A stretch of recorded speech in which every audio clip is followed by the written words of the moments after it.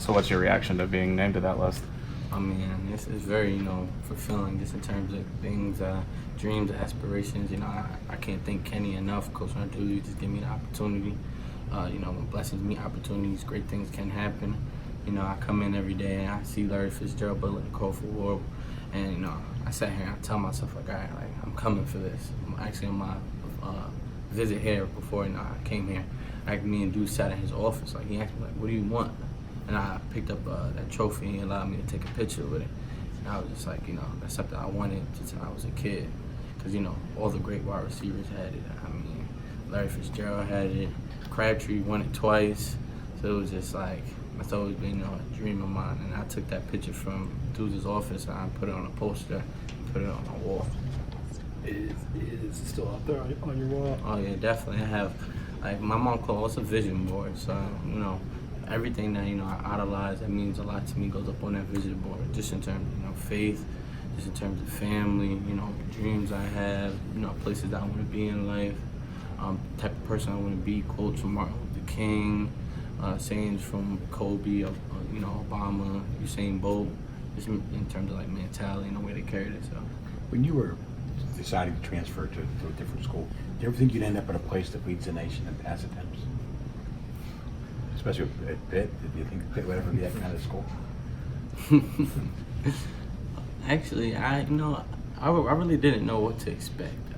When I transferred, I felt like I kind of like just took a gamble on myself. I really wasn't too sure, where I was gonna go, but I knew God had a plan. I felt like, it's just my job to follow. I didn't really question, a lot. I didn't come here and say like, all right, cool, like I'm here now, throw me the ball. It was like.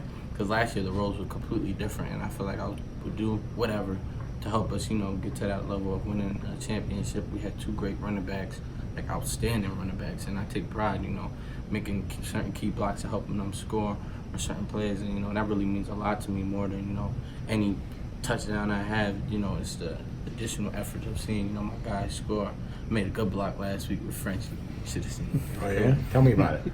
Oh yeah, French he caught a dig route across the middle. So I'm looking, I'm like, all right, he caught. I thought he was about to get hit. I'm like, damn, he got hit, but he bounced off. I'm like, all right, French, let's go. Seen dude, cracked, stood up. Yeah.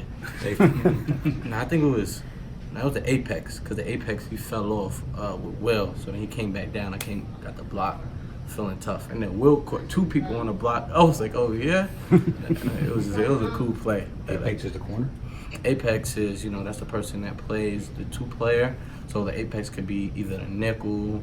They rotate. It could be the safety that comes down. It all depends on who wants to play that slot guy.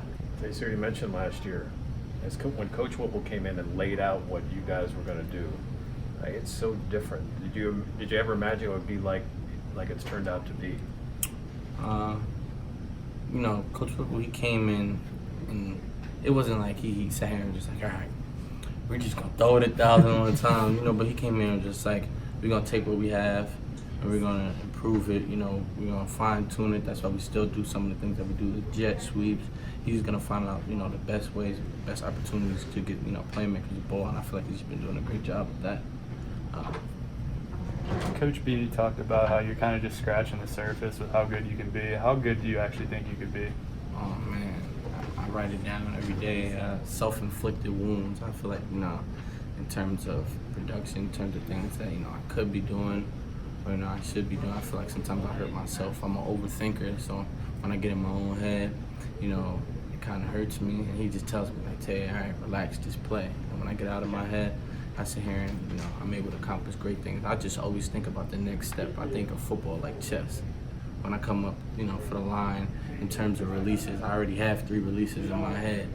So based off of his alignment, there's so much that goes on before the play, before the play starts in my head, and it's so crazy. I rush to the line, I check his alignment, I try to look at the rotations of the safety. All right, by then, I got 3 plans in my head already. And as the game goes, he's trying to teach me more how to be reactive, not responsive. Not trying to respond to what he does, but just to react, and I'll be able to move faster. So recently, in the past couple of games, I've been doing that. I've been running a little bit faster, I've been playing a little bit faster.